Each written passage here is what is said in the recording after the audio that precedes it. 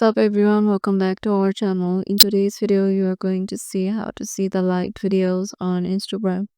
So to do that, let's head over to the Instagram application first.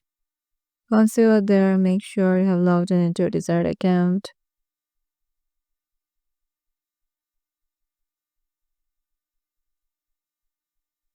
Once you are there, just head over to your profile by tapping the profile icon on the lower right corner, and then head over to the post.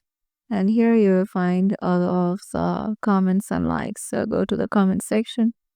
Now, if you have any comments in here, you can find it in here.